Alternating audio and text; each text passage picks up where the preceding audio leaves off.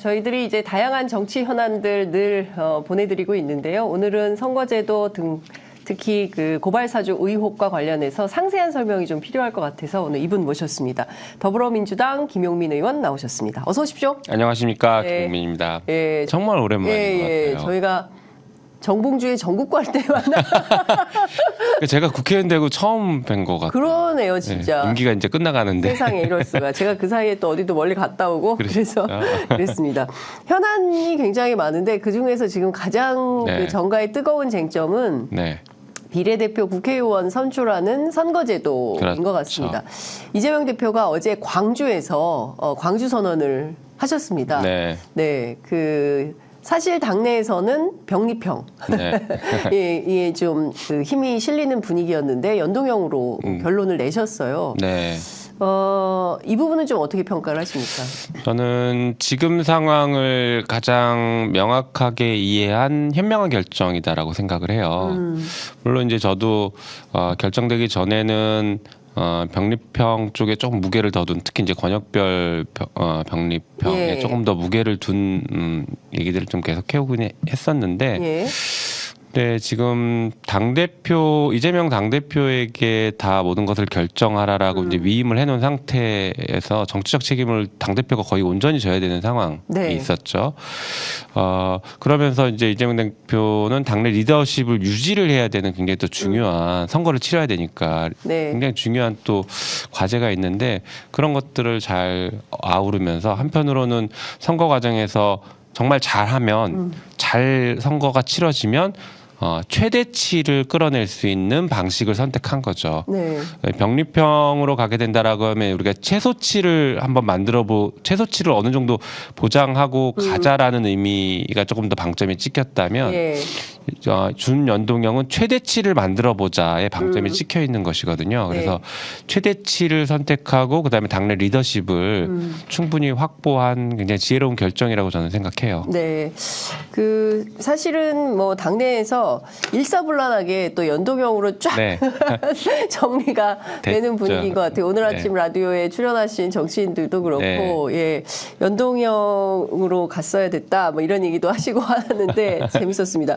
중요한 것은 당내 전반적인 분위기가 좀 어떠신가요? 뭐 의원적이 뭐 단텔방도 있고 할 텐데. 그렇죠. 뭐 전반적인 분위기는 이재명 대표의 결정을 환영하고 그 이재명 대표 결정한 거에 따라서 일사불란하게 움직이자라는 분위기고 거기에 대해서 이의를 제기하는 의원은 아직까지 한 명도 못 본 것 같아요. 적어도 민주당 의원 사이에서는. 근데 뭐 방금 말씀드린 것처럼 병리평을 뭐 주장했던 분들도 있었고 막 다 있었는데 좀 일사불란하게 잘 정리돼가는 모습에 저도 좀 안도를 하게 되는 것 같고요.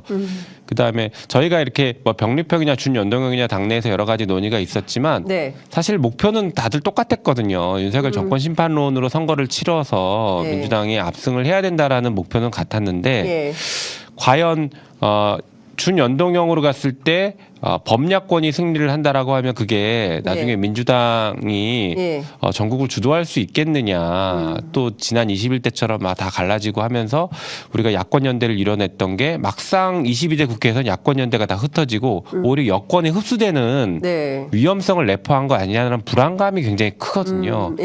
지금도 사실 그 불안감은 여전히 남아 있습니다. 그래서 이런 불안감들 때문에 병리평 얘기들이 이제 계속 막 나왔던 것이고 게다가 또 우리 원외지역위원장들 같은 경우에는 그 권역별 비례를 통해서 어떻게 보면 지역주의를 좀 완화시키고 타파해보자 이런 주장도 굉장히 중요한 가치거든요. 그래서 이런 것들이 논의가 돼왔던 것인데 지금은 뭐 결정이 된 마당에 그렇다면 우리가 리스크를 최대한 줄이는 방향으로 같이 이제 힘을 모아보자 이렇게 공감대가 형성되고 있는 것 같아요. 그래서 병리평을 주장했던 분들이 뭐 갑자기 뭐 태도를 일변해서 간다 뭐 이렇게 바라보실 건 아닌 것 같고 그 리스크를 안에서 당내에서 계속 끊임없이 주장했거든요. 예를 들면 이런 거죠. 준연동형으로 간다고 하더라도 지역구에서 1대1 구도가 과연 성립할 수 있겠느냐 이런 내부에서 이제 뭐 위험 제기도 있었거든요. 지금 마치 준연동으로 가면 소수 야당들이 지역에서는 아무도 안 내고 민주당 후보는 다 밀어줄 것이다. 이제 준연동형을 강력하게 주장했던 분들은 이렇게들 했지만 실제는 이미 후보군들이 나와서 활동하는 분들이 있는데 그분들이 나는 그러면 준연동형 됐으니까 안 할 거야라고 쉽게 포기할 수 있겠느냐. 거냐. 예. 정치 현실에선 그렇지 않을 수 있다는 이런 위험성들을 이제 끊임없이 얘기한 것이거든요. 그래서 그런 가능성들은 여전히 남아 있지만 그거를 민주당이 좀 주도해서 잘 지혜롭게 해결해 나가면 될 것 같습니다. 그러니까 중요한 것은 지금부터 펼쳐질 정치 협상의 과정인 것 같습니다. 맞아요. 그러니까 사실 반윤 전선에서 윤석열 정부 심판을 어떻게 지혜롭게 할 거냐. 그러니까 중요한 것은 판판이 거부권을 행사하고 있는데 이 거부권을 거부하는 시민정국을 만들려면 저는 최소한 201석은 해야 된다. 아, 202석 아니고 201석까지만 딱 하자. 그러려면 이게 큰 판의 선거지휘가 좀 필요한 거 아니냐라는 판단을 했었는데 여하튼 이제 그런 대의에 복무하는 그런 차원에서의 어떤 정당 그리고 사회단체가 어떤 정치 협상의 과정을 가져갈지 앞으로 뭐 지난한 과정이 펼쳐질 것 같긴 합니다만 여하튼 맞습니다. 지혜롭게 이 국면을 역사적으로 넘겨야 되지 않을까라는 생각이 좀 듭니다. 일단 제가 궁금한 건 이탄 의원은 어떻게 되는 겁니까? 이탄 의원 뭐 불출마하겠다라고 했고 그 약속을 지금 뭐 번복하지는 않을 것 같아요. 뭐 개인적으로 좀 얘기를 해봐도 번복하지는 않을 것 같고요. 사실 이탄 의원은 뭐 이제 이렇게 준연동이 그러니까 병립형으로 회귀하는 것을 뭐 막겠다라고 그걸 뭐 내세웠기 때문에 병립형으로 회귀를 막았으니까 이제 다시 정치에 복귀하겠다라는 것도 너무 좀 약간 본인 스스로가 명분이 없을 것 같긴 하거든요. 그래서 뭐 이탄 의원은 우리 민주당이 또 굉장히 소중한 자산이기 때문에 정치를 그만두겠다라고 한 건 아니니까 뭐 좋은 정치를 계속 좀 펼칠 수 있게 당 안팎에서 많이 또 응원과 지지를 보내줘야 되지 않을까라고 어디 자리를 생각합니다. 좀 마련해야 되지 않을까라는 생각. 뭐 자기가 잘 찾아가야겠죠? 본인 스스로 마련해 주는 게 없습니다. 여기 와 보니까 마련해 주는 건 없더라고요. 하긴 그러더라고요. 지난번에 그 영입된 영입 인자들 오셔가지고 정치권이 왔더니요 전부 셀프예요. 그래서 막 커피도 갖고 다니고요. 뭐 절대로 뭐 당이 뭐 알아서 해주는 거 없다.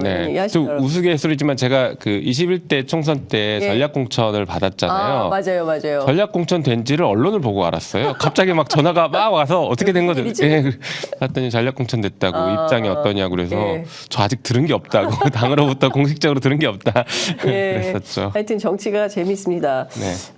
한동훈 위원장 좀 여쭤볼게요. 한동훈 위원장은 이것은 민주주의가 아니다라며 위성정당 오늘 뭐 도하의 보수 언론들 다 일면머리에 위성정당 선거를 치르게 됐다. 막 투표용지 긴 거 이렇게 또 보여주면서 이제 동아일보 같은 경우 이렇게 비판을 하고 있는데 여당의 이런 비판은 좀 어떻게 들으십니까?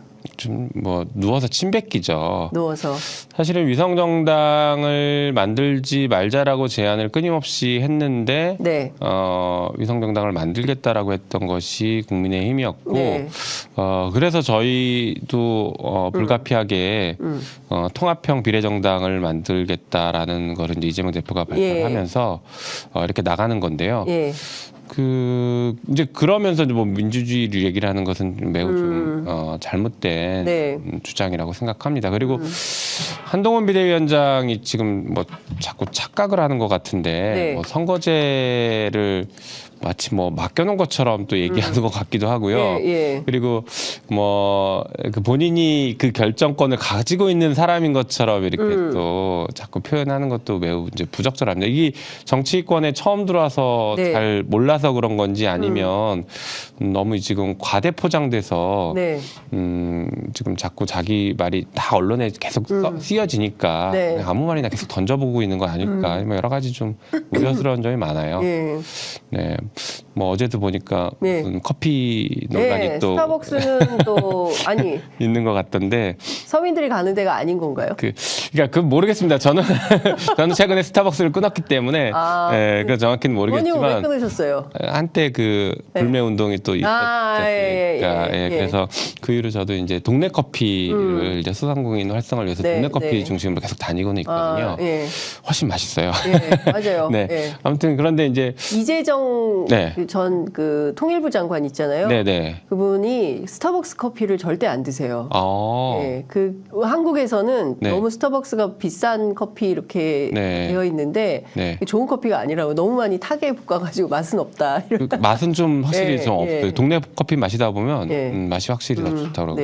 아무튼 한동훈 비대위원장의 이런 뭐 발언들을 보면 어제 발언 하나만 뭐 문제 삼을 게 아니라 계속 최근의 발언들 보면 약간 일관성이 있는 것 같은데 네. 아까 얘기한 이제 과잉 자의식 같은 네. 것들이 있고 한편으로는 그 파락군 출신 고등학생의 정체성에 딱 머물러 있는 게 아닐까라는 파락군. 네, 거기서 정신적으로 더 성장하지 못하고 딱 거기에 머물러 있는 것 같은 좀 안타까움이 있어요. 그래서 계속 뭐 운동권 뭐 지금과 전쟁을 치르려고 하는 그런 자세라든가 이런 것들을 보면 사실 뭐 운동권이 정치권에 들어와서 뭐 비판받을 일이 있으면 비판을 받을 수도 있겠지만 운동권이라는 이유로 정치권에서 폄훼될 이유는 없거든요. 그분들이 정치권에서 어떤 긍정적인 역할을 했냐고 또 어떤 성과를 냈느냐 이걸로 평가해야 되고 성과를 못 냈으면 당연히 정치에선 퇴출되는 건 당연한 일이거든요. 그러니까 그렇게 평가를 해줘야 되는데 마치 운동권과 전면전을 벌일 것처럼 하고 있는 모습이나 뭐 자꾸 계층화 시켜가지고 좀 국민들을 이런 것들을 보면은 좀 아직 정신적으로 미성숙 단계가 아닐까 이런 걱정이 됩니다. 뭐 커피숍에 뭐 부자만 가는 커피숍이 있습니까? 그런 게 어디 있습니까? 이건 저는 서민 비하, 중산층 비하, 여당의 대표가 이렇게 대놓고 커피 딴 것도 아니고 재래시장 가가지고 맞아요. 생닭 들고 커피숍에서 생닭 들고 아니 또 생닭은 왜 꺼냈어요? 검은 봉투에서 생닭을 막 들고 그러게요. 그 닭을 어떻게 했을까요? 아니 근데 저는 그런 게 참 말씀해 주신 대로 강남 파락군의 고등학생 인식에서 하나도 벗어나지 못한 채로 지금까지 그냥 그 조직 생활을 하고 있는 거 아닌가라는 말씀 주셨는데 공감이 좀 됩니다. 이것 좀 여쭤볼게요. 사실 의원님께서 그 탄핵의 포문을 제일 처음 연 국회의원이죠. 민주당에서. 네, 사실상 그렇죠. 네, 그랬을 때 욕 많이 먹었죠. 처음 욕 많이 먹었죠. 근데 이제 탄핵도 제가 하도 많이 얘기해서 대상이 누굽니까? 그러니까요. 제가 검사, 장관, 대통령 탄핵을 다 얘기하고 있어서 대통령 탄핵을 물어보시는 거죠. 그렇죠. 네. 저도 살짝 당황했습니다. 하도 탄핵을 여러 가지를 얘기해서 저는 이게 단계적 탄핵론으로 그래서 접근하고 있는 것이거든요. 짧게 말씀드리면 같은 맥락인데 대통령 탄핵 처음 얘기했더니 다들 막 당내에서도 욕하고 왜 이렇게 앞서 나가냐부터 시작해서 아니다라고 얘기해서 그러면 대통령 탄핵 사유에 동일하게 해당되는 위법한 시행령을 시행하고 있는 법무부 장관과 행안부 장관을 이걸로 탄핵시키자. 그러면 그 탄핵 사유가 헌재에서 인정되는 탄핵 사유가 대통령 탄핵 사유로 그대로 인정된다. 그래서 장관부터 탄핵시키자 했는데 이것도 당내에서 공감대가 형성 안 됐고 너 너무 나간다. 또 한동훈 키워준다. 자꾸 이런 얘기가 나오더라고요. 그러면 우리 당 의원들의 자신감을 회복하기 위해서 더 쉬운 검사 탄핵부터 일단 한번 해보자. 1단계 검사 탄핵. 그래서 단계적 탄핵론이라고 검사 탄핵을 성공하니까 당내에서 별거 아니었네 라고 이렇게 또 바라보는 인식들이 되게 많이 개선됐어요. 근데 사실은 검사 탄핵의 경우에는 누가 보더라도 정말 필요한 탄핵이었다라는 판단이 무슨 이제 이따가 얘기하겠지만 손준성 검사도 그렇고요. 그러니까 이런 측면에서 보면 정치라는 게 사실은 어떤 새로운 길을 개척하는 측면도 있는데 탄핵의 길을 새로이 개척한 국회의원의 역사가 되지 않을까라는 생각이 좀 들기도 합니다. 좀 부담스러운데요. 이 깃발을 계속 가져가야 된다라는 부담도 좀 있으실 것 같기는 해요. 근데 중요한 포인트는 이런 결정을 할 때 주변 동료들이 좀 힘을 실어주고 같이 합시다 이런 분위기여야 되는데 꼭 그렇지만은 않았죠. 민주당이 생각보다는 굉장히 보수적인 정당 아닙니까? 그렇죠. 그러니까 뭐 역풍을 굉장히 많이 우려하죠. 그래도 다행인 게 이제 철험회라고 초선들 개혁적인 성향의 초선 모임들이 있는데 여기서는 보수 언론이 늘 타겟하는 강성 모임이라고 하는데 전혀 강성이 아니거든요. 얘기를 해보면 여기도 되게 지나치게 보수적인 거 아니냐면 우리끼리도 그렇게 얘기하는데 철험회도 보수적이다. 아무튼 그 철험회 의원들이 많이 동의하시고 힘을 실어주시고 또 탄핵안 서명할 때 같이 조를 짜서 쫙 서명 받고 이런 작업들을 해주시거든요. 그러니까 그런 끈끈한 동료가 있으니까 저도 진행을 할 수 있었죠. 철험회가 보수적이라는 얘기를 잠깐 말씀드리면 처음 듣는 얘기예요. 보수적일 수 있습니다. 우리 예전에 쌍특검 때문에 그 당시에는 이제 김건희 주가 조작 특검이랑 그다음에 그 행안부 장관 이상민 탄핵 이 두 가지를 내걸고 국회에서 저희가 농성을 했어요. 한 86일 정도 농성을 했거든요. 그 농성을 처음 시작할 때 철험에서 정말 난상 토론을 했습니다. 농성을 지금 할 때다 아니다를 가지고. 근데 처음엔 농성을 하면 안 된다라는 의견이 더 많았어요. 그래서 철험회가 되게 보수적이구나. 지금 이렇게 중요한 순간에 농성을 했고 우리가 뭐라도 해야 되는 상황인데 농성은 지금 하면 안 된다라는 의견들이 더 많아서 좀 놀랐거든요. 근데 이제 그 중에 진짜 강성 몇 명이 저를 포함한 정말 그럼 나라도 하겠다 막 이렇게 막 약간 땡깡을 부려가지고 농성을 시작했거든요. 그래서 저희가 진짜 철험에도 생각보다 보수적인 거 아니야 막 이렇게 강성 아니다. 그러니까요. 조선일보가 알면 깜짝 놀랄 만한 얘기를 의원님께서 해주고 계십니다.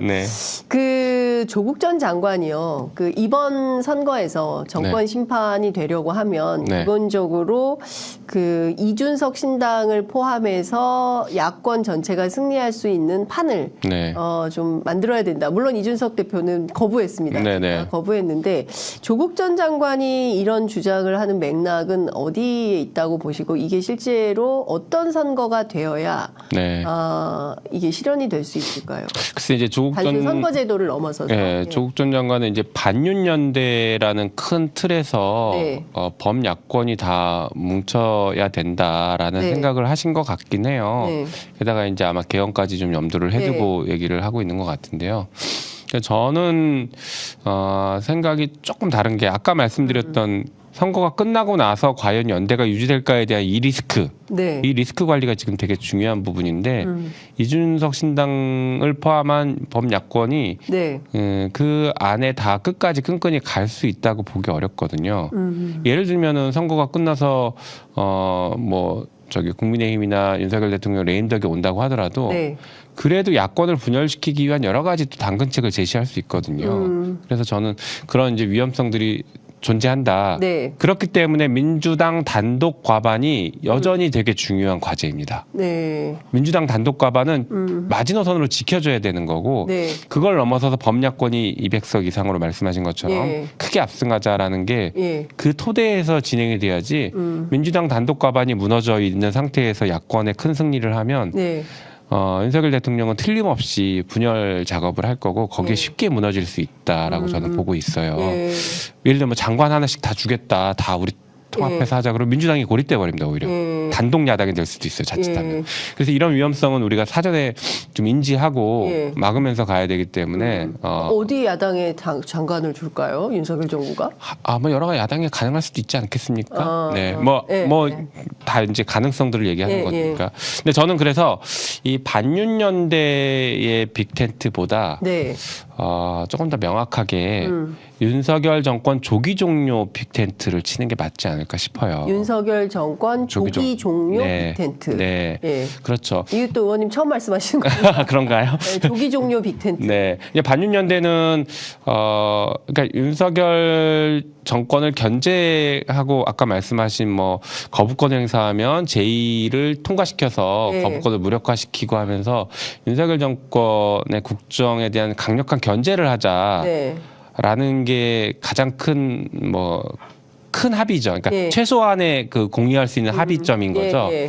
그 안에서도 뭐 윤석열 탄핵론부터 시작해서 여러 가지 뭐 조기 종료론도 다 있을 수 있겠지만 그 최소한의 공약수가 제대로 견제하자 이런 건데 그거 가지고는 저는 좀 부족한 것 같고 우리가 적어도 빅텐트를 친다라고 하면 윤석열 정권 조기 종료까지는 합의가 된 상태에서 가야 된다라고 생각을 해요.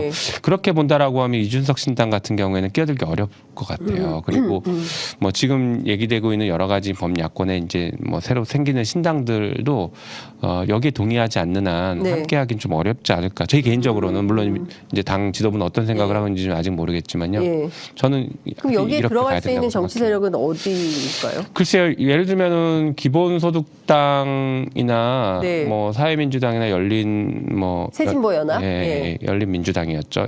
뭐 그쪽 세력 글쎄요, 녹색정의당은 어떨지 지금 잘 모르겠고요. 뭐 그런 여러 가지 이제 좀 야권에 그 동안에 저희가 같이 녹색정의당, 뭐 진보당 공조를 했던 세력들, 진보당도 마찬가지일 수 있고요. 이런 세력들은 여기까지는 같이 합의가 될 거라고 생각해요. 특히 기본소득당의 그러니까 용해인 대표 같은 경우에는 국회에서의 뭐 발언을 통해서도 윤석열 그러니까 헌법 개정을 염두에 둔 얘기긴 했지만 윤석열 정부의 조기 종료까지도 비슷한 취지 언급을 한 적도 있거든요. 그래서 이 부분은 저는 충분히 합의 가능성이 있다고 봐요. 그래서 조기 종료로 저희가 좀 모아져야 되지 않을까 생각합니다. 예, 조기 종료의 그 길도 여러 갈래가 있지 않겠습니까? 예, 네. 그 길을 뭐 몇 가지 길을 생각하시고 어떤 경로를 통해서 어떤 가능성이 있다고 보시는 거예요? 뭐 크게 이제 두 가지인데요. 하나는 우리가 제일 쉽게 생각하는 탄핵 절차, 탄핵을 발의해서 통과시키는 방식이죠. 또 하나는 헌법 개정을 통해서 임기를 단축시키는 방법이 있습니다. 저는 이 두 가지 방식이 지금 가장 논의할 수 있는 현실적인 방식인데 합의 가능성을 놓고 보자라고 하면 탄핵보다는 개헌 쪽이 가능성이 조금 더 높지 않을까. 이것은 국민의힘과도 합의가 돼야 되는 거지 않습니까? 필요 없이 200석이 넘으면 필요 없죠.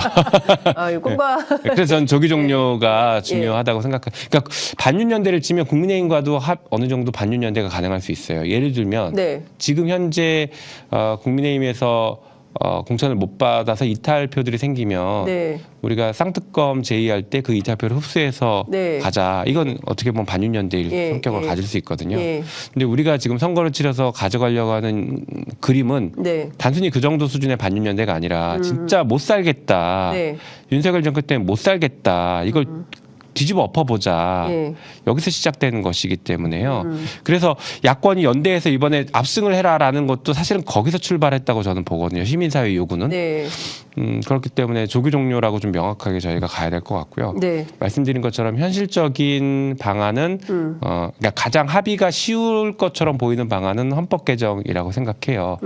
그런데 이제 단순히 우리가 헌법 개정을 하자라는 정도 수준으로 합의를 할 게 아니라 헌법 개정 지금 발의할 수 있거든요. 지금은? 지금 21대 국회에서도 발의 가능해요. 그래서 범야권에서 조기 종료라는 빅텐트를 쳤다라고 하면 헌법 개정을 지금 발의해버리는 겁니다. 정말 좋으면 발의했는데 정말 우리가 제대로 할 수 있으면 아까 말씀드린 그 국민의힘 이탈표를 반윤연대로 끌어들여서 총선과 함께 헌법 개정 국민투표를 가는 게 이게 제가 생각하는 베스트인데 그거는 지금 시간상으로는 조금 어려울 것 같아요. 그럼 만약에 안 된다라고 하면 적어도 지금 발의를 해놓는 게 이게 우리의 일종의 합의서의 개념이거든요. 합의서. 이 조기 종료, 정권 조기 종료 빅텐트의 일종의 합의서인 거죠. 그 합의된 틀 안에서 우리 22대 국회가 구성되면 이 틀 안에서 더 하겠다. 그래서 22대 국회 때 바로 또 헌법 개정안 발의해서 헌법 개정을 하는 것을 목표로 활동을 해야죠. 그렇지 않고 지금처럼 뭐 말로만 약속하고 야 우리 그래 반윤연대 혹은 뭐 정권 조기 종료 약속해서 한번 선거 치러보자 했는데 선거 끝나고 나면 흐지부지 되거든요. 그거는 그 범야권의 연대의 강도에 따라서도 일 수 있지만 우리 민주당조차도 그것을 논의해서 출발시키는데 한참 걸릴 겁니다. 민주당이 이제 범야권이 또 승리를 한다고 하더라도 초기부터 야 우리 이겼으니까 이제 윤석열 정권 심판 제대로 하고 빨리 조기 종료시키는 작업을 하자라고 하면 반대의 목소리가 3분의 2는 나올 겁니다. 그래서 민주당을 하나로 묶어내는 것으로서도 지금 헌법 개정안을 발의를 해놓는 게 저는 불안해하는 많은 시민들에게 그래도 우리가 할 수 있는 최선의 어떤 방책을 실천을 보여드리는 거라고 생각해요. 그러니까 예컨대 지금 이제 사실상 민주당이 어제 이재명 대표가 그 기자회견문을 통해서 제안한 것은 저는 일종의 이제 선거 연합 정치를 해보자 이런 포문을 열었다라고 생각을 하거든요. 그럼 여기에서 대상이 될 수 있는 것이 앞서 말씀 주신 새진보연합, 그 다음에 이제 녹색정의당, 뭐 토요일 이제 창당을 하는, 그 다음에 그 진보당 이렇게 세 주체, 그 다음에 민주당 여기까지 이제 이 네 주체가 연합 선거를 해보자라는 제안인데 이 뭐 세 주체가 실제로 민주당하고 같이 연합을 할지 말지 그 선결 조건이 조기 종료 빅텐트다. 이 조기 종료 빅텐트 안에 들어오고 거기에 일정 정도의 합의서를 써서 네. 각자 다 계약서죠. 그렇죠. 계약서를 써서 사인을 해놓고 네. 여기에 이제 개문발차 형태로 민주당이 먼저 그 헌법 개정안 뭐 이런 그 네. 탄핵안 뭐 이런 걸 넣어놓고 네. 그리고 이제 이걸 담보로 해가지고 22대 들어가서 이것을 약속을 이행하는 이런 방식으로 가야 된다. 네. 맞습니다. 이 정도 하면 들어올 수 있다. 그렇죠. 저는 예. 그 정도는 해야 된다고 생각해요. 민주당이 선제적으로 이 정도는 해야 된다. 이렇게 보신다는 거죠. 네. 그런데 이제 사실은 연합정치에서 제일 중요한 것 중에 하나가 이제 의석 배분인 거잖아요. 일단 그렇죠. 뭐 빅텐트는 맞아요. 빅텐트대로 한다 치더라도 향후 4년에 그 사실은 지난 총선에서 민주당에게 이제 거대 의석을 몰아주었던 것은 입법, 네. 개혁 입법을 실행하라는 것이었는데 실제로 그게 잘 안 됐지 안 않습니까? 됐죠. 이제 그것에 실망한 맞아요. 민주당 지지자들이 굉장히 많은 것이거든요. 네. 그러니까 촛불의 어떤 과제를 민주당이 스스로 이행하지 못한 것에 대한 책임 이런 네. 것도 필요한 거 아니냐라는 비판도 있거든요. 네, 저는 이제 최근에 그렇게 분석을 해주시는 분들이 많아져서 감사합니다. 왜 그러냐면요. 감사합니다. 네, 그러니까 물론 이제 민주당의 반성의 목소리도 내야 되지만 네. 이 말씀을 왜 드리냐면 그동안 저희가 선거를 패배한 원인을 분석할 때마다 민주당 내에서 어떻게 보면 더 다수의 의원들이 분석하기를 우리가 약속을 안 지키고 무능해서가 아니라 오만해서 졌다. 내로남불 때문에 졌다. 도덕성 때문에 졌다. 이렇게 분석을 하거든요. 아, 그래요? 그러다 보니까 대책이 네. 우리가 뭔가 약속했던 거 개혁을 하자가 아니라 네. 하지 말자라는 대책을 자꾸 내는 거예요. 그래서 진단이 틀렸고 방향이 틀려서 그동안 진짜 당내에서 내부에서 굉장히 많이 혼란스럽고 많이 싸워왔거든요. 근데 지금 말씀 주신 것처럼 네. 최근에는 민주당이 180석 줬는데 무능했지 않냐라고 분석을 해주시는 게 네. 주류가 형성됐어요. 네. 그래서 이제 진단이 드디어 좀 제대로 돼가고 있다. 그러면 우리가 대책을 제대로 낼 수 있지 않을까라는 생각이 요새 좀 많이 들더라고요. 그래서 이제 감사하다는 말씀을 드린 건데. 제가 그동안 그런 비판 많이 했습니다. 감사합니다. 아이고, 너무 답답했는데요. 네. 아무튼 저도 전적으로 동의하고요. 그래서 헌법 개정이 그래서 또 되게 중요해요. 네. 우리가 지금 체제 하에서 개혁을 할 수 있는 수준은 일정 정도의 한계가 분명히 존재합니다. 그래서 그 수준을 뛰어넘는 네. 개혁. 저는 그걸 이제 개벽이라고도 표현하고 싶은데. 개벽? 네. 천지개벽의 개벽. 천지개벽. 그러니까 새로운 시대를 좀 열어야 된다는 거예요. 그러니까 이 얘기를 왜 말씀드리냐면 예. 예전에도 혁명이 있은 이후에는 헌법 개정을 통해서 혁명 주체가 꿈꾸는 세상을 만들기 위한 합의문을 작성하거든요. 그게 이제 네. 헌법 개정이에요. 예. 그런데 우린 촛불 혁명을 통해서 예. 어떻게 보면 굉장히 평화적으로 정권을 교체시켰단 말이에요. 네. 그런데 그 촛불 혁명에 담겼던 시대 정신이나 새로 꿈꾸는 나라에 대한 네. 합의문이 작성이 안 돼 있어요. 그러다 보니까 뭐 민주당이 뭐 제대로 못해서 그 정신을 제대로 이어받지 못해서 개혁도 안 하고 해서 네. 심판받았던 것도 사실이지만 그 새로운 시대 정신을 담을 그릇이 좀 부족한 것도 현실이거든요. 그래서 헌법 개정을 통해서 그 새로운 시대 정신을 좀 담아내면서 네. 단순히 법률을 통한 개혁을 넘어서서 진짜 헌법을 통한 개벽 수준까지 좀 만들어놔야 된다고 생각해요. 네. 여기에는 우리가 지금 가장 큰 개혁 과제로 보는 검찰 개혁이나 언론 개혁이나 이런 것들을 뛰어넘어서 예.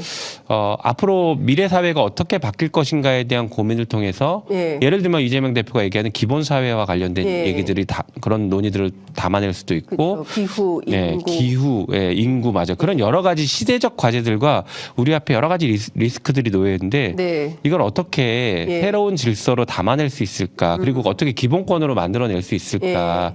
예. 이런 것들을 지금 이제 좀 만들어서 희망을 좀 보여드려야 되거든요. 네. 그러니까 대안이 좀 제시가 그렇죠. 돼야 되는 것 같아요. 맞아요. 그러니까 절망뿐인 이 시대에 도대체 그러니까요. 어떻게 해서 새로운 희망을, 그러니까 맞습니다. 살고 싶은 나라, 네. 저 살고 싶은 세상, 네. 이게 돼야 될 거 아닙니까? 그러니까요. 그래서 저는 민주당이 우리가 승리하면 이런 걸 하겠습니다라고 약속을 하는 거 되게 중요한데 네. 그동안 약속을 잘 안 지켰다라는 평가가 굉장히 우세하기 때문에 맞습니다. 지금 새로운 약속을 하는 것으로 국민들께 희망이나 신뢰를 다시 드리기는 쉽진 않아 보여요. 네. 그렇다라고 하면 지금의 틀을 완전히 넘어서는 진짜 여러분들과 함께 꿈꾸는 세상은 이렇습니다라는 것을 보여주는 정도의 네. 뭔가 액션을 취해야 되지 액션을 않을까. 그게 저는 개헌이라고 생각해요. 그게 개헌이라고 생각한다. 그런데 또 이제 소수 정당들이 잘 민주당에 대한 신뢰가 그렇죠. 또 없으니까 이것을 담보 일종의 이제 계약서 작성하기 전에 담보 차원에서 이제 개헌 관련된 안을 국회에 미리 11대 끝말이긴 하지만 미리 발의를 해놓자. 그래야 뭔가 출발을 할 수 있을 것이다라는 말씀 주셨어요. 탄핵 김용민 의원. 별명을 탄핵 김용민 의원께서 이런 말씀 주셨어요. 개혁 김용민으로 바꿔야 되는 거 아니에요? 개벽 개벽 김용민 의원 이렇게 말씀 주셨는데요. 그 지금 뭐 사실 탄핵과 관련해서도 여러 가지 이제 이슈들이 있긴 합니다. 사유도 많고요. 결정타는 뭐가 되겠습니까? 결정타는요. 저는 그 아까 말씀드렸던 위법한 시행령 이거는 위헌 위법이 거의 확실하기 때문에 굉장히 중요한 사유가 되고 위법한 시행령 또 하나의 되게 중요한 결정타가 될 것으로 보이는 건 최상병 사건이라고 봐요. 최상병 사건. 최상병 사건에서 뭐 용산 대통령실이 개입해서 수사를 무마시켰다라는 의혹이 사실로 밝혀지는 순간 이건 또 결정적인 탄핵 사유가 된다고 저는 보거든요. 그래서 이 두 가지 정도가 지금 굉장히 큰 사유가 아직도 한쪽은 불씨가 이렇게 커지고 있는 상태인 거죠. 저는 그렇게 보고 있습니다. 어쨌든 지금 그 최상병 사건과 관련해서 박정훈 대령 주변에 여러 가지 새로운 사실들이 그 녹음 파일들이 계속 나오고 있기 때문에 그 내용들을 종합해서 사실 국정조사도 지금 시행이 안 되고 있습니다. 이거 이번 국회 때 할 수 있습니까? 김진표 의장님을 한번 여기 모셔야 되는 거 아닌가요? 전화를 안 받으세요. 선거하실 때는 열심히 전화를 받으시는데. 아니 저희가 그래서 의장실에 찾아가서 피켓 시위도 하고 의장님 지나갈 때 소리도 지르고 했거든요. 빨리 국정조사 하자고. 근데도 잘 안 움직이니까 답답하네요. 민주당 출신 아닙니까? 참 부끄럽습니다. 그러니까요. 참 그 의장으로서 해야 될 역할이 참 멈춰 있어서 정말 완벽한 중립, 기계적 중립론자가 아닌가라는 생각이 좀 들기도 하는데요. 어쨌든 그건 좀 저희가 지켜보도록 하고요. 이것 좀 여쭤볼게요. 사실은 최근에 그 재판에서 그 손준성 검사 징역 1년 선고돼서 다들 정말 깜짝 놀란 사건이 됐는데 사실 그 요건을 가지고 연말에 탄핵을 추진했던 국회의원이 있으니 그게 바로 김용민 의원이었다. 어떻게 보셨어요, 이 사건? 저는 굉장히 이제 심각하고 중대한 사건이라고 봤는데 다행히 이제 이번 1심에서 아쉽지만 그래도 유죄 판결 일부 유죄 일부 무죄가 나서 조금 아쉽지만 그래도 유죄 판결이 났고 뭐 실형이 선고돼서 그나마 좀 다행이라고 생각하는데요. 그런데 이제 이 사건만 놓고 보면 진짜 몸통은 좀 빠져 있는 게 아닐까 싶어요. 몸통을 찾아야 되는 사건이에요.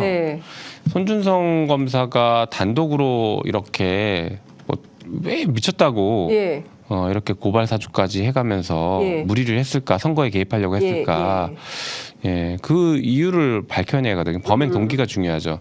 범행 동기는 뭐 잘 아시는 것처럼 그 고발장에 사실 답이 있다고 저는 보거든요. 그 고발장에 보면은 명예훼손 사건의 피해자가 윤석열, 한동훈, 김건희라고 명시해 놓습니다. 그래서 이분들과 관련된 한간의 의혹들이 사실은 가짜 의혹입니다라는 거를 법원을 통해서 확인해 보고 싶었던 것 같아요. 실제 목적은. 그래서 이제 고발 사주를 그렇게 대검이 나서서 했던 거 아니냐라는 생각이죠. 그러면 이 범죄의 진짜 몸통은 당시 검찰총장이 여기에 대해서 빠져나가기 쉽지 않을 것 같아 보이거든요. 합리적인 의심이 충분히 가는 상황이에요. 게다가 이게 수사정보정책관실은 검찰총장의 진짜 수족과 같은 그래서 직접 지휘를 받고 눈과 귀의 역할을 하는 곳이기 때문에 독자적으로 움직이기 쉽지 않거든요. 그래서 그런 상황들을 고려하면 이 사건이 좀 많이 베일에 가려져 있다라는 생각이 들어서 단순히 형사재판 끝났다고 끝날 게 아니라 탄핵으로 좀 분명하게 규정을 지어놔야 되는 사건이다. 헌법상으로도 굉장히 의미가 큰 사건이다라고 저는 보고 있었거든요. 그래서 탄핵을 좀 강력하게 추진했고 실제 지금 탄핵이 이루어져서 헌법재판소에 가 있죠. 이거 어떻게 지금 진행 중입니까? 아직은 준비 기일도 진행이 안 됐는데 이제 1심 판결이 났기 때문에 진행이 될 것 같아요. 예컨대 이게 기일이 잡히고 재판이 진행되면 이번에 있었던 1심 판결이 영향을 좀 미치게 될까요? 굉장히 중요한 영향을 미칠 거라고 저는 봅니다. 네. 중요한 영향. 네, 이게 판결문은 다른 판결을 할 때, 다른 재판을 할 때 네. 결정적인 증거가 되거든요. 이게 판결문이 기판력이 미치는 건 아닌데 반드시 따라야 되는 건 아니지만 가장 중요한 증거이거든요. 판결문은. 네. 그래서 아주 강력한 증거를 확보한 거죠. 그렇구나. 네, 지금 참고로 저희가 그 검사 3명을 탄핵했어요. 유우성 사건에서 보복 기소를 했던 안동환 검사와 최근에 여러 가지 비리 의혹이 제기된 이정석 검사 그리고 지금 고발 사주의 손준성 검사 셋을 탄핵을 했는데 안동환 이정석 검사는 지금 재판이 진행되고 있습니다. 유일하게 손준성 검사는 진행이 안 되고 있었거든요. 그런데 이제 1심 판결이 났기 때문에 좀 신속하게 진행돼야 될 것 같고 저희도 오늘 그래서 그 당내에서 이제 좀 기자회견을 통해서 신속하게 진행해야 된다라는 입장을 또 밝히려고 하고 있어요. 그러니까. 저는 또 새로운 역사가 써진다고 생각해요. 과거에 이제 저희들이 그 전교조, 89년에 전교조 만들어졌을 때 교사가 무슨 노동자야. 그리고 뭐 교수들이 교수노조 만들 때 교수가 무슨 노동자야. 뭐 이런 거였고 세상에 검사를 어떻게 탄핵해?라고 했는데 이제 탄핵이 이제 된다면 그 다음부터는 굉장히 쉬운 트랙이 될 수 있겠다라는 생각이 좀 듭니다. 징계 절차죠, 징계 절차. 그러니까요. 그리고 여기서 징계 절차인데 그동안 왜 이렇게 성역처럼 있었습니까? 그러니까요. 네. 제가 더 일찍 국회에 들어왔었어야 되나? 또 이렇게 깨알올 거를 하시는군요. 네. 이거 좀 정신이 다 됐네요. 그러네. 하여튼 정말 그 이런 길들을 개척하는 게 정치의 길이 아닌가라는 생각이 좀 들어서 말씀을 좀 드렸습니다. 네. 하나 또 좀 추가로 더 말씀드리고 싶은 게 사실 손준성 검사를 탄핵할 때는 아까 이제 굉장히 중요한 그런 명분도 있지만 실질적인 그 노림수도 하나 있었어요. 그게 뭐냐면 손준성 검사가 입을 열지 않고 있거든요. 아까 말씀드린 몸통에 대해서는 함구하고 있거든요. 뭐 그래서 갑자기 검사장으로 승진시켜줬는지 모르겠지만요. 함구를 하고 있기 때문에 탄핵이라는 절차를 통해서 그래도 좀 그 정권도 이 사람을 보호하지 못한다는 게 명확하거든요. 탄핵 절차는. 그래서 예를 들어 형사재판 나중에 뭐 사면 복권이 있기 때문에 정권이 보호해 줄 수 있어요. 그렇지만 탄핵은 보호해 줄 수가 없어요. 그러니까 다시 검사로 들어갈 수가 없는 거죠. 변호사 기업도 안 돼요. 변호사 기업도 안 돼요. 네, 5년 동안 안 돼요. 그러니까 정권이 아무것도 보호해 줄 수가 없는 거죠. 그래서 보호막을 완전히 해체한 상태에서 한번 진실을 밝혀봐라 라는 걸 좀 촉구하는 차원도 있어요. 그런 의미에서 손준성 검사의 진실 고백 같은 거 듣고 싶으신 거죠? 그런 의미에서 최근에 이 고발 사주에 굉장히 깊숙이 관여했는데 지금 형사재판에도 빠져있는 사람이 이몽석 검사예요. 이몽석 검사는 라임 술접대 사건에서 99만 원 세트로 불기소됐던 검사이기도 하거든요. 근데 이번에 판결에도 이몽석 검사가 고발장을 직접 작성했거나 아니면 작성을 검토했을 것이다라는 내용까지 나오거든요. 그러니까 굉장히 깊숙이 관여했어요. 이몽석 검사가. 그럼 이 고발장을 이몽석 검사가 썼을 가능성? 네, 판결은 그렇게 하고 있습니다. 판결은. 그렇기 때문에 이몽석 검사를 또 탄핵을 해야 된다라고 저는 개인적으로 생각을 해요. 그래서 기존에도 뭐 서명 받다가 좀 중단돼 있긴 한데 저는 이걸 다시 좀 추진해야 되는 상황이라고 보고 있어요. 그리고 이몽석 검사가 그동안은 좀 약간 한직을 돌았다라고 평가할 수 있는데 최근에 서울중앙지검으로 다시 발령이 났습니다. 이렇게 온갖 나쁜 짓을 다 맡아서 했던 검사가 다시 중앙지검에서 출세하는 거예요. 출세하고 중요한 수사를 맡는다는 것은 검사 사회에서도 사실 받아들이기 힘든 사안이라고 저는 봅니다. 그래서 이런 것들은 좀 일벌백계를 하고 좀 한번 끊어줘야 된다 생각을 해요. 그래야 검사들도 진짜 열심히 일하는 평범한 검사들은 막 열받거든요. 그래서 이렇게 약간 한 번씩 정의가 실현됨을 보여줘야 검사들도 일할 맛이 나죠. 일종의 정의 구현 차원에서 맞습니다. 정의 구현 차원에서 이몽석 검사가 탄핵이 이제 예고가 되는 거네요. 저는 좀 해야 된다고 생각해요. 탄핵을 해야 된다. 그 지금 뭐 그 선거가 60일밖에 안 남아서 다들 동료 의원들이 바쁘시겠지만 이제 다 서명을 좀 받아서 이 이몽석 검사에 대한 탄핵 발의도 준비하시겠다. 정 안 되면 선거 끝나고 알아서 또 하려고요. 임기가 5월 29일까지니까요. 임기가 5월 29일까지니까 그간에라도 하여튼 끝까지 갑니다. 이몽석 검사 긴장하세요. 이거 사표 낼까봐 걱정이에요. 사표 내면 탄핵이 안 되거든요. 사표 내지 말고 기다리시라는 게 있었습니다. 뭐 밤사이에 이게 뭐 설왕설래가 좀 있었어요. 윤석열 대통령 장모 최은순 씨에 대한 가석방, 네. 뭐 법무부에서는 아니다 검토한 바 없다라고 하고 또 네. 대통령실 주변에서는 마치 가능성이 있는 것처럼 네. 기사가 흘러나오기도 하고 해서. 이 점은 어떻게 보실까요? 실제로 그런다면. 네, 이제 아마 별도의 가석방 심사위원회라는 게 역시 구성이 돼서 거기서 논의를 할 거라 법무부가 네. 지금은 뭐 검토한 바 없다라고 얘기하는 게 거짓말이 아닐 수는 있어요. 법무부 입장이 정확할 네, 것이다. 아니 법무부 입장에서는 피해가는 발언일 수 있는데 뭐 어찌 됐든. 검토를 안 하든 하든 이런 얘기가 나오는 것 자체가 굉장히 부적절한 것 같고요. 이게 윤석열 정권에 대한 어떤 민낯을 이게 권력을 잡고서 얼마나 사유화하고 얼마나 사적으로 가족들을 위해서 행사하는지를 국민들이 그러니까 의심의 눈초리를 보고 있다는 걸 좀 명확하게 보여주는 사례라고 봐요. 실제 했든 안 했든 이런 얘기가 나오고 국민들이 맞아 그럴 수 있을 거야라고 생각을 하시잖아요, 다들. 이번에 특검 거부권 행사한 것도 거의 그런 유사한 일이었기 때문에 그리고 장모에 대해서도 기소했을 때 사기죄를 빼고 기소했잖아요. 그러니까 봐주기 기소를 이미 했단 말이에요. 그리고 예견된 일이었다 이렇게 또 평가하기도 하고 그다음에 뭐 구치소에 있을 때에도 좀 편의를 계속 봐줬던 거 아니냐라는 의혹들도 계속 제기됐던 걸로 봐서는 일관된 흐름인 거죠. 이게 갑자기 툭 튀어나온 일이 아니라 그래서 이건 적어도 윤석열 대통령이 직접 본인이 해명하거나 대통령실에서 좀 강력하게 해명하고 아니라는 것을 좀 분명하게 실천을 할 때가 됐다라고 저는 생각합니다.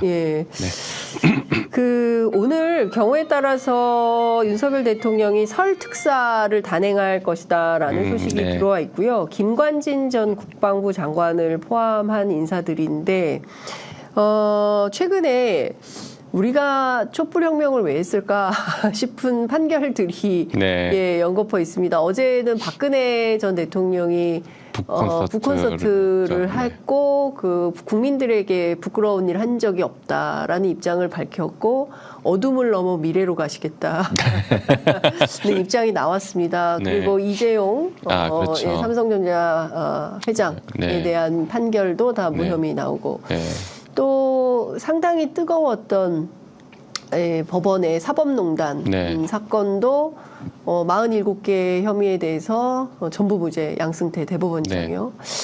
뭔가 좀 역사가 다시 되돌려가는 거 아니냐. 그러니까 탄핵 세력의 부활이다. 그리고 최경환 경제부총리는 지금 경산에서 출마 준비를 하고 있는 것이고요. 지난 5개, 그러니까 2016년, 2017년 그 정말 추웠던 겨울에 길거리에 섰던 1,700만 국민들의 이 시민혁명이 그 역사가 도대체 어디로 가는 것인가에 대한 질문이 있습니다, 의원님. 그렇죠. 답답하죠. 그래서 저는 이것이야말로 진짜 기득권의 공고한 카르텔이고 우리가 그동안 애써 외면해왔던 카르텔을 지금 그대로 보고 있는 것 아닐까 싶습니다. 그래서 이 기득권의 카르텔에 그 작동하는 틀을 좀 깨트려 놔야 되거든요. 사실은 그걸 깨라고 민주당에게 지난 180석을 몰아준 거잖아요. 근데 그 틀을 깨는 작업을 하지는 않고 소위 말해서 뭐 그냥 현안 중심으로 이렇게 하나씩 조금씩 대응하다 보니까 어떤 근본적인 개혁은 하나도 못 해냈죠. 그래서 저는 이번에는 그런 것들을 그 틀을 깨는 개혁 작업을 반드시 좀 해야 된다라고 생각을 하고 있어요. 그리고 말씀드린 것처럼 이게 이제 진짜 기득권 카르텔이 다시 공고해지는 그런 모습이긴 한데요.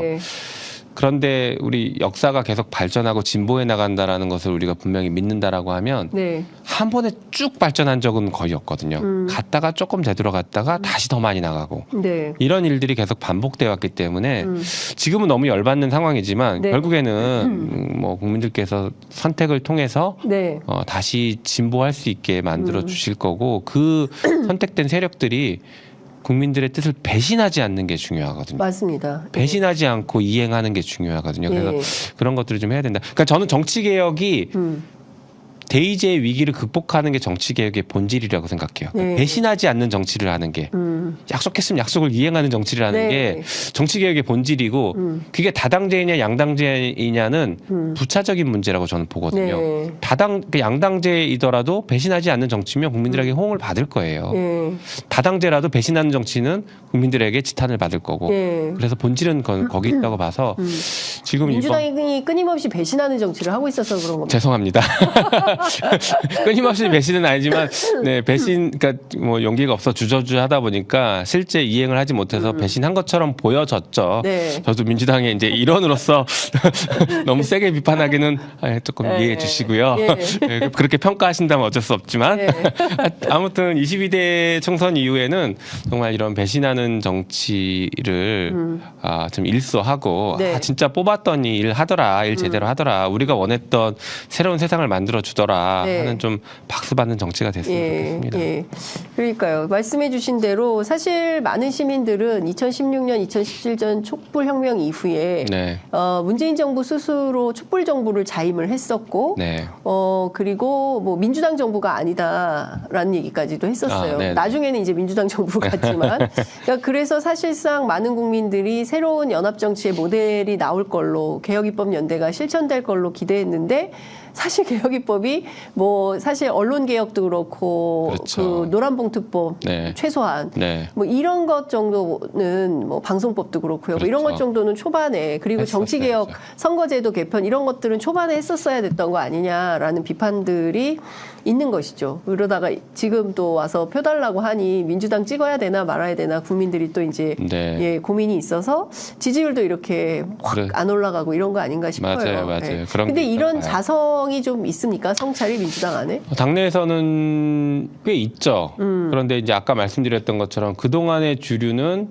이렇게 분석한 게 아니라 예를 들면 민주당이 보궐선거를 우리가 후보를 냈다. 뭐 그것도 하나의 중요한 원인이 될 수 있지만 그게 마치 이제 진짜 결정적이니까 우리가 이렇게 힘이 있는데 힘을 사용을 자제하고 겸손해야 되는데 힘을 함부로 썼다. 혹은 우리가 얘기했던 것들을 도덕적 우월주의 이런 것들을 스스로 훼손시키면서 국민들한테 신뢰감을 얻지 못했다. 이제 이렇게 자꾸 분석하시는 분들이 그동안은 더 많았거든요. 그러다 보니까 아까도 말씀드린 것처럼 한 발짝 나가기가 되게 힘들었어요. 힘들었고요. 그런데 지금은 조금 번하는 것 같아요. 뭐 선거를 앞두서 그런지 모르겠지만 우리가 무능했다, 우리가 할 일을 제대로 하지 않았다라고 평가하는 분들이 지금은 굉장히 많아졌고 좀 주류가 된 거예요. 네, 그런 것 같아요. 게다가 검찰 개혁에 대해서는 지금 이구동성으로 다 찬성을 하고 있거든요. 그러니까 그 미리 했었어야 되는데 사실 이것도 초반에 했었어야 됐던 거예요. 제가 진짜 이제 말씀을 드릴 수 있을 것 같은데 이제야 말할 수 있다. 이낙연 당시 당대표 후보였죠. 이낙연 의원이 당대표로 출마하려고 할 때 그때 이제 자기 편이라고 생각되는 의원들을 불러서 나 당대표 나가려고 하니까 같이 좀 도와달라. 잘해보자, 도와달라, 뭐 이런 얘기들을 할 때였어요. 그때 이제 저도 부르시더라고요. 그래서 얘기를 했는데 저는 그때 사실 이제 박주민 의원을 돕기로 사실상 하고 있는 상태였기 때문에 적극적으로 도울 수는 없는 상태이긴 하면서 그 알고 계셨던 것 같긴 해요. 근데 이제 그래서 뭐 이제 차담하면서 얘기해서 제가 딱 하나 말씀드렸거든요. 다른 건 모르겠지만 당대표가 사실 확정이었잖아요. 당대표 되고 대선 나가시려고 하는 상황이니까 검찰개혁을 지금 끝내주셔야 된다. 검찰개혁을 지금 끝내지 못하면 앞으로 행보에도 계속 제약이 있을 수 있기 때문에 당대표가 되시면 검찰개혁을 제일 먼저 빨리 끝내달라. 이걸 오래 끌고 갈 필요도 없으니까 수사기소 빨리 분리시켜달라 이렇게 부탁을 드려서 딱 하나만 부탁드린다고 하고 그랬더니 뭐 잘 검토해 보겠습니다. 뭐 이 정도의 얘기만 하고 말았는데 역시 당대표 되고 나서는 안 하시더라고요. 그러니까 지금 이렇게까지 된 거죠. 만약에 그때 이제 이낙연 당대표가 진짜 검찰개혁을 수사기소를 분리시켜놨으면 지금 대통령 됐을 수도 있다고 저는 봐요. 이낙연 대표가. 왜 그때 안 했을까요? 한다고 약속은 한 거잖아요. 김용민 의원께. 사실 약속을 했다고 저는 뭐 이해하고 있는데 이게 시급한 과제라고 생각 안 했을 수도 있고 혹은 이걸 왜 해야 되는지에 대한 필요성을 잘 몰랐을 수도 있고 그리고 이게 선거에 별로 좋은 영향을 미치지 않는다라고 생각했을 수도 있어요. 민주당이 그 검찰개혁에 적극적으로 나서지 못한 것은 당시 이낙연 대표 탓입니까? 뭐 전적으로라고 말하기는 어렵겠지만 굉장히 중요한 역할을 했다고 저는 생각합니다. 그러니까 검찰 개혁 실패의 핵심은 이낙연 대표 체제에 있었다. 이런 정도는 해석이 가능하겠네요. 그렇죠. 왜냐하면 그때 했어야 되거든요. 그때 했어야 됐다. 예. 그러니까 골든 타임을 놓친 거네요. 그렇죠. 그러다 보니까 우리가 대선 지고 나서 하려고 하다 보니까 얼마나 힘들었습니까. 그렇죠. 오히려 또 명분도 또 잃고 또 그 당시 야당으로, 그러니까 지금은 여당이지만 굉장히 비판도 많이 그랬죠. 받고 그러니까 이런 그때 했었어야 된 거였죠. 자, 뭐 다 지나가 버린 일을 이제 지금도 후회해봐야 소용이 없고 앞으로 어떻게 할 건지가 되게 중요한 것 같은데. 맞습니다. 오늘 개벽 김용민으로 저희가 모시고 이러저러한 정치 현안들 말씀 좀 들어봤습니다. 의원님 오시니까 저희가 잘 못 듣던 얘기를 듣게 되는데요. 추미애 전 장관이 그 문재인 정부 청와대 인사들 계속 저격하고 계시잖아요. 그 점은 어떻게 보시나요? 뭐 임종석 비서실장, 노영민 전 실장 뭐 두 분을 공개 저격을 했거든요. 문재인 대통령도 비판하셨습니다. 그렇게 하셨죠.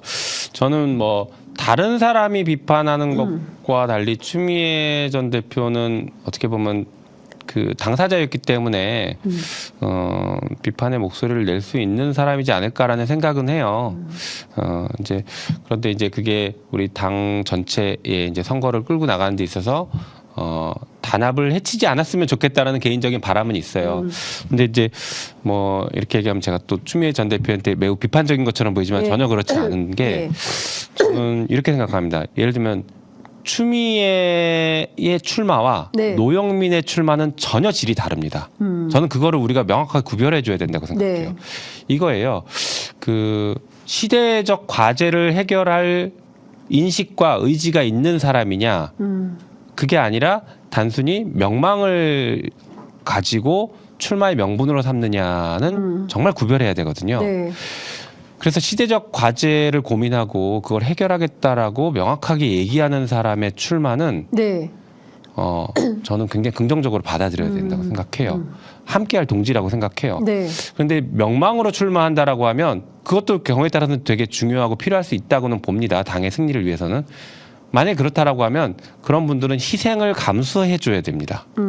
명망으로 출마를 하는 거라면. 그리고 시대 정신을 어떻게 구현하겠다라는 것도 계속 끊임없이 얘기를 해줘야 돼요. 그런 분들은. 근데 그런 얘기는 하지 않고 내가 전 정부에서 이 정도 자리 했으니까 나는 이제 출마해도 되는 거 아니야? 게다가 내가 예전에 했던 자리 가야 되는 거 아니야? 이렇게 얘기하는 건 저는 좀 정치 선배들로서는 좀 바람직하지 않은, 후배들에게 좋아 보이는 모습은 아니고 시민들에게도 별로 바람직해 보이지 않는다라고 생각합니다. 그러면 이른바 노영민, 임종석은 어떤 선택을 해야 됩니까? 이번 선거에서. 저는 콕 찍어서 한 분은 얘기 안 했는데 또 예를 들면 왜냐면 두 분을 지금 예를 들면 그분들이 정말 출마의 명분을 가져가야 그러니까 출마의 명분을 삼는다라고 하면 당이 어려운 곳에 적극적으로 나가서 싸우겠다. 그리고 이겨 돌아오겠다. 적어도 그 정도는 각오는 보여주시면서 움직여 주셔야죠. 그래서 출마 지역도 당에게 좀 결정권을 맡기고 적어도 그렇게 희생을 해야 되는 거 아닐까 싶어요. 굳이 이제 출마를 하시겠다라고 하면. 그러면 똘똘한 한 채인 강남으로 가셔야 됩니까? 그것도 좋은 방법일 수 있죠. 알겠습니다. 어찌됐든 험지 출마를 해서 당에 헌신하고 기여하는 모습을 보여야 한다. 이런 말씀 주신 걸로 이해하도록 하겠습니다. 오늘 제가 목까지 쉬어가면서 의원님 인터뷰 1시간 정도 모셨는데요. 끝으로 꼭 하시고 싶으신 말씀 한 말씀 듣고 마무리하겠습니다. 네, 아까 처음에 앉았을 때 PD님은 편하게 말씀하시라고 했는데 보니까 불편한 인터뷰였네요. 제목 자체가 불편한 인터뷰인 것 같은데 모르고 왔습니다. 네, 아무튼 오늘 불편하셨습니까? 아니 그렇지 않은 걸로 하겠습니다. 쭉 그 최근의 흐름들을 보면 그런 것 같습니다. 정치인들이 자꾸 비판을 받고 국민들이 욕하는 되게 중요한 이유 중에 하나가 자리만 찾아가려고 하는 거 아니냐. 내가 이만큼 했으니까 나한테 이런 정도 자리 줘야 되는 거 아니야?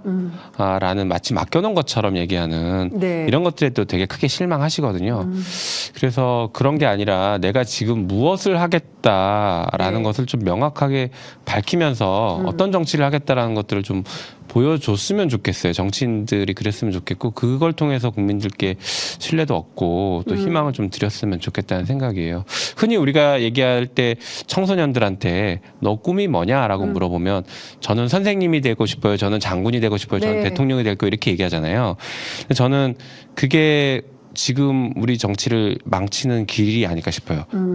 꿈이 무엇이냐고 하면 나는 어떤 삶을 살고 싶은데 그때 이 삶을 살기 위해서 직업은 이런 걸 선택하는 게 좋을 것 같아요. 이렇게 얘기를 해야 돼요. 네. 근데 지금은 잘못됐어요. 꿈이 뭐냐라고 하면 어떤 직업을 얘기하게 하고 있거든요. 그러니까 정치인들도 똑같아요.